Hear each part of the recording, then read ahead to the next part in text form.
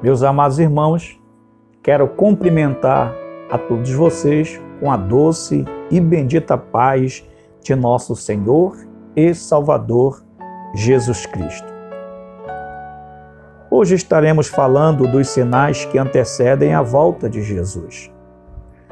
Como foi dito anteriormente, estaremos apresentando este estudo dividido em 4 tópicos, que são eles: fenômenos religiosos, fenômenos sociais, fenômenos naturais e fenômenos epidemiológicos.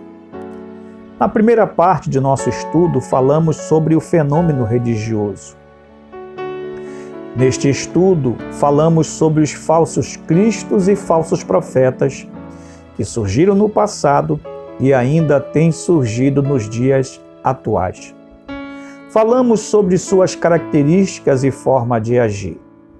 Hoje, em particular, estaremos falando sobre os fenômenos sociais. Nos diz o texto em Mateus capítulo 24 e o verso de número 6. E ouvireis de guerras e de rumores de guerra.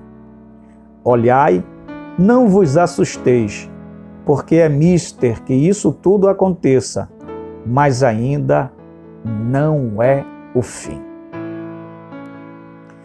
As guerras fazem parte dos sinais descritos por Jesus. Eles não são, como dizem os céticos, eventos facilmente previsíveis. Jesus, ao destacá-las, o fez de uma forma impressionante e improvável, pois ele deixou claro os tipos de guerras, as dimensões destas guerras e suas motivações. Para os céticos, as guerras, os conflitos e até mesmo as perseguições sofridas pelos cristãos seriam situações facilmente previsíveis. Dizem eles que as guerras sempre existiram. Dizem eles que a perseguição aos cristãos seria algo fácil de se prever, uma vez que o cristianismo primitivo não fazia parte de uma religião permitida pelo Império Romano. E é claro que eles seriam perseguidos por isso. Sobre os rumores de guerra, dizem eles, isso é algo fácil de se explicar. A defesa deles nesta questão em particular, dizem eles, que se dá pelo fato de que a tecnologia hoje nos facilita o acesso instantâneo à informação. E por isso que hoje temos o conhecimento de guerras que sempre existiram, pois os homens vivem em conflito e disputas de alguma forma. Se para os céticos a questão está na facilidade de informações de hoje, então minha pergunta é a seguinte: como Jesus teve acesso a informações? Não venham me dizer que ele estava familiarizado com os relatos de guerras que a Torá descreve. E nem me venham dizer que eram informações trazidas por viajantes que transitavam pela uma Jerusalém cosmopolita. Não. Como Jesus saberia destas coisas então? A resposta é simples. Ele é o Messias e previu tudo isso. Jesus falou de tipos de guerra. Hoje nos deparamos com guerras entre países impondo seu poder, entre grupos de oposição que são chamadas de guerras civis.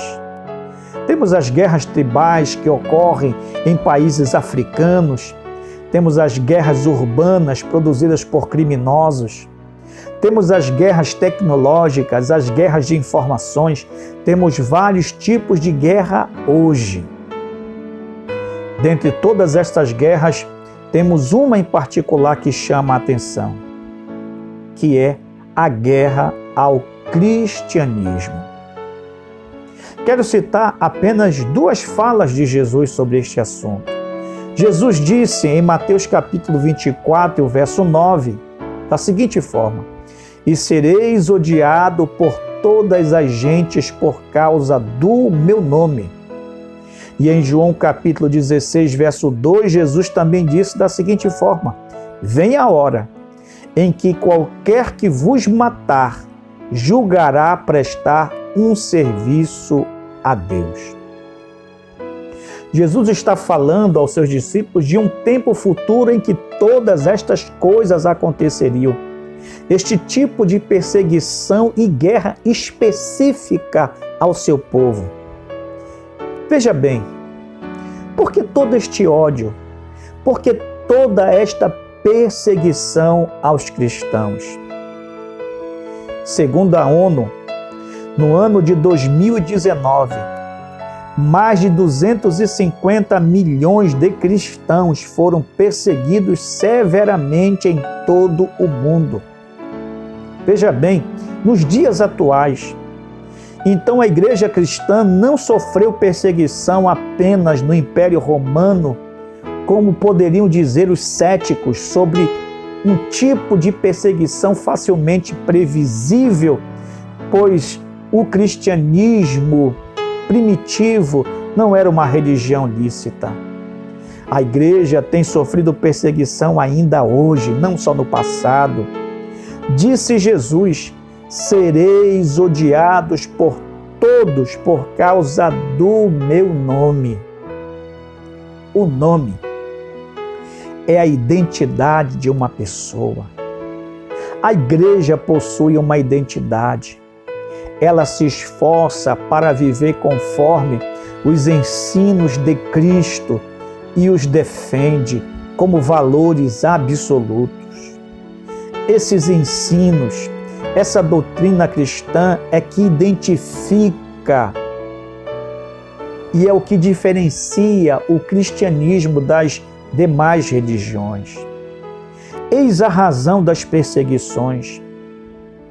Muitos cristãos perderam a vida em países onde há extremismo religioso. Eles foram decapitados, queimados vivos, crucificados, fuzilados, suas igrejas e casas foram destruídas, as mulheres violentadas. Jesus disse: quem vos matar, julgará estar prestando um serviço para Deus. Este ódio que algumas pessoas nutrem contra a comunidade cristã tem sido a causa de criação de leis que vão de encontro aos valores cristãos. Este ódio leva à criação de peças teatrais, de músicas, discursos e textos que agridem a fé, os valores e símbolos cristãos. Jesus predisse tudo isso.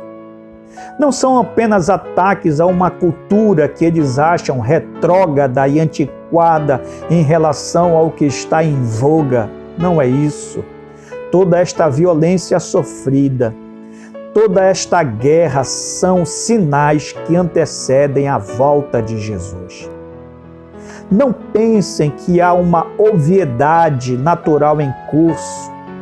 Jesus não falou de um fenômeno social comum. Jesus está apresentando um sinal escatológico. Ele está dizendo que esses tipos de guerra e toda essa perseguição ao seu povo não é algo comum. Se não, vejamos. Quero chamar sua atenção para algo. A imagem da mulher grávida. Jesus usa essa imagem de forma comparativa quando ele diz assim: mas todas estas coisas são o princípio das dores. Mateus capítulo 24, o verso de número 8. A parturiente sente contrações uterinas regulares. No início, essas contrações parecem cólicas menstruais ou uma dor nas costas que vai e vem em intervalos de tempo que duram entre 20 e 30 minutos. Aos poucos, a dor se torna mais forte e dura mais tempo. As contrações também se tornam mais frequentes, até que elas vêm em intervalos de 3 a 5 minutos.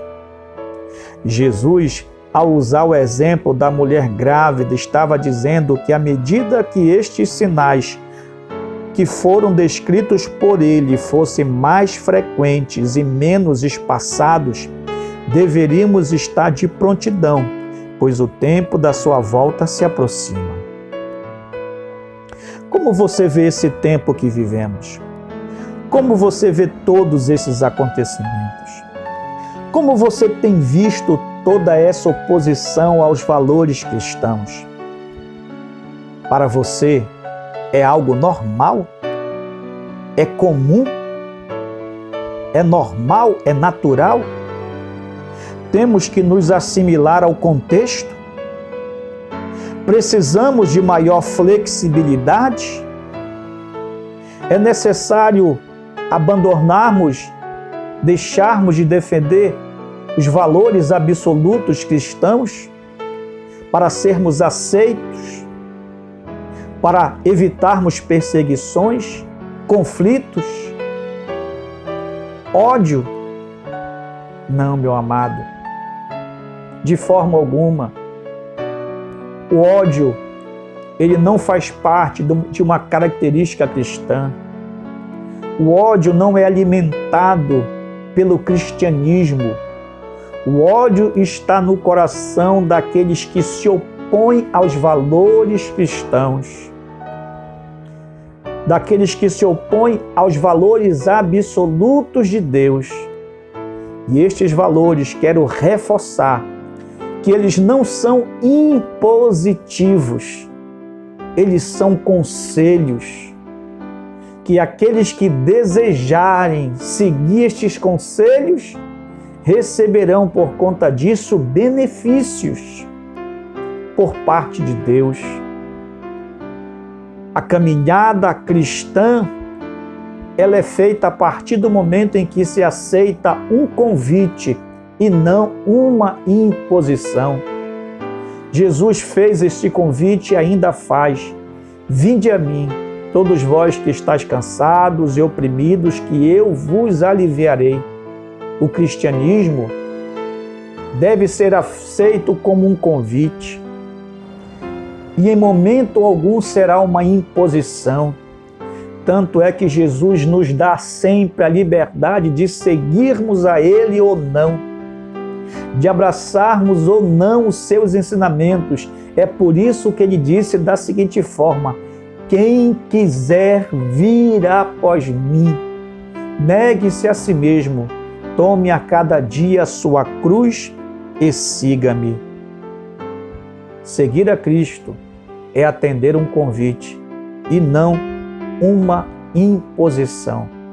Meu amado e meu querido irmão, Jesus está voltando e os sinais nos dão prova que isso está próximo, que este grande acontecimento está prestes a ser efetivado.